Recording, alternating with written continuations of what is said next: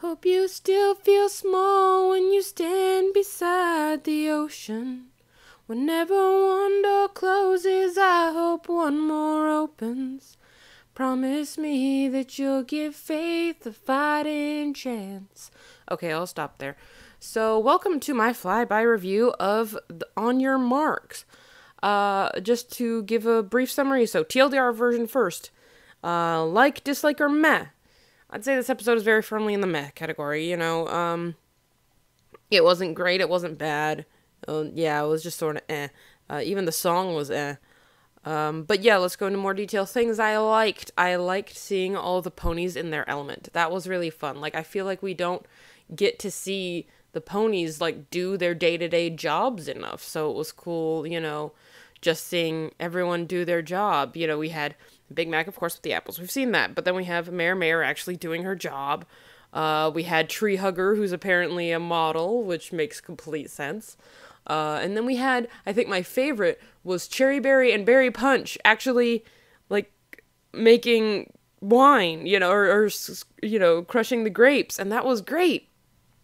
I think there were a couple others, but those are my favorites. What I didn't like, the intelligence of the CMC suffered greatly in this episode. Like, I felt, especially Bloom, I just felt like they were extremely dense. And I think, if I were to guess, is that, I felt like it took them forever to get to the meat of the episode. And I think it's because basically they wrote a 5-minute episode and then had to pad it. And so I feel like this, it took them forever to, oh yeah, we have a cutie mark. Oh yeah, our cutie mark is to help people.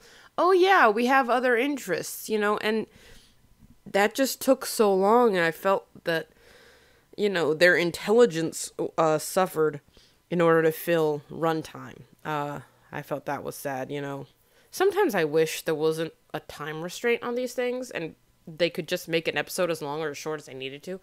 I know that wouldn't be practical, but, ideal world. Let's see. So then, that's, TLDR version. I'm going to go through some of my notes. And yeah, so let's see. At the beginning of the episode, I'm watching little girls staring lovingly at their own butts. What am I doing with my life? Yeah, I mentioned that they're dense. Yeah, I love the Big Mac. Are you sure you know what you're doing with your life? I think he said, girls. I think he's good. I think I ever talked about that. Oh, I love the kind of makes you wonder why we made such a big deal of it for too long. And they give her an angry look. It's like, you've been hanging out with those Bronalysis people, aren't you? Yeah, I didn't understand the big deal of friends having different interests. Friends have different interests all the time, I know a lot of people recently, I feel, have put a lot of emphasis on common interests, but common interests are not necessary. I mean, like, I've seen married couples who have no interests in common, and, except that they love each other, and that's all that you really need, and, like, for instance, none of my closest IRL friends are bronies, or even in half of the geek stuff that I'm into, and that doesn't mean I don't love them, and that they don't love me, and that we can't hang out and do things together and, love being with each other, but that just means that certain things, is going to be like, no, I don't want that, yes, I want that, and, like, it's kind of similar to what they were doing in that Nightmare Night episode with Fluttershy, whose episode name I can't remember.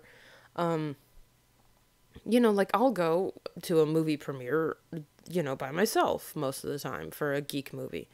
Again, I can't talk ponies with my IRL friends, but we can just shoot the breeze and just love being with each other. It doesn't mean we have to have the same interests, and it doesn't mean that we can't go off.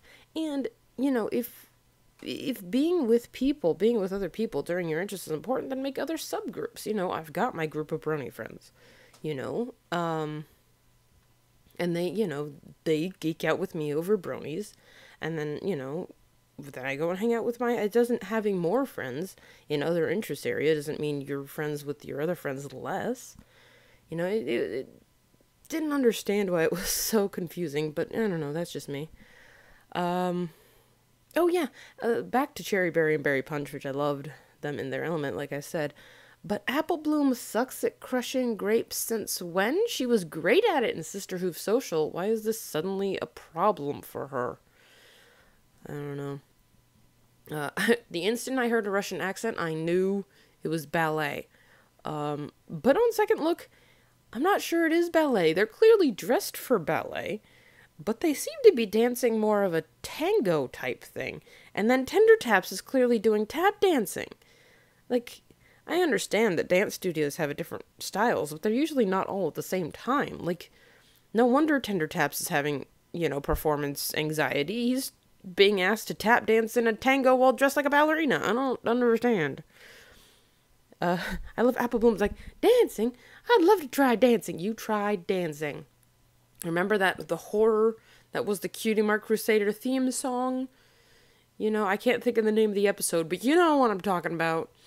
There's no Apple Bloom dancing. It's like Apple Bloom. He's a blank flank. Stop being so wrapped up in your own bullcrap and look for other people to help. Yeesh. Oh, Scootaloo likes bungee jumping more than scootering. That traitor. I'm not going to call her Bungee Loo. That is not going to happen. I myself am a fan of crocheting. I hate knitting, but crocheting is fun. I'm with Sweetie, and I like how Sweetie's like, oh, it looks terrible, but it was fun. I love that. And it, tied in later.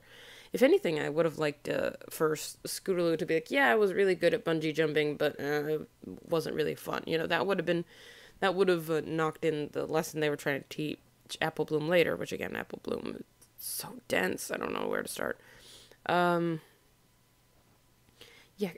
Sweetie Belle apparently, even though she sucks at crocheting, she does it really quickly. That or she just happened to have 2 hats and 2 sweaters with her. Another thing I want to talk about, actually the last thing I really want to talk about, I can't be any worse than I was. That was my mantra in school. When I was in school, I wasn't the best student. I went to a private school where I had a class of 30, and tests were always handed back in order of who did best on them and who did worst on them. And I almost always was towards the back. Then one day, probably, if I, maybe the day I got my cutie mark, I got the highest score on a science test. I was the first name called. I'd never had my name called first. And at first, everyone was super proud of me. Like, oh, wow, Claire finally got at the front of the, she beat Cecilia's, She beat the Asian kids. I know, it's horrible to say, but it was true. But then, afterwards, I talked with my friends who didn't do so well on the test. And I realized that my success wasn't worth anything because I had always been able to, my friends were like, oh, I got an 80. And I'd sit there and go, well, I got a 70, so whatever, be thankful for your 80. And now that I had my, near 100%, I couldn't do that anymore. And the good grade didn't do me any good. And I actually spent the remainder of my elementary school career, at least, or my middle school career, purposefully, not really purposefully, but not trying, because there was no motivation to get high scores because it would make other people feel bad. And that wasn't worth it to me. So I really did identify with that line, even though that wasn't the focus of the episode. I identified with it because that was a good chunk of my education, was just, you can't be any worse than I was, I don't know. It's a very strange flyby line that was in no way the focus of the episode, and I'm focusing on it way too much, but that was like a, yes, that's me. That was me when I was your age, Can't be any worse than I was. That's pretty much how I lived my life. I do not condone that for your education. But yeah. I don't know why I went on that tangent. I just felt like I needed to. But yeah, that's pretty much it. It was sort of meh. Again, even the song was meh. Yeah. I don't have much to say on it. Meh.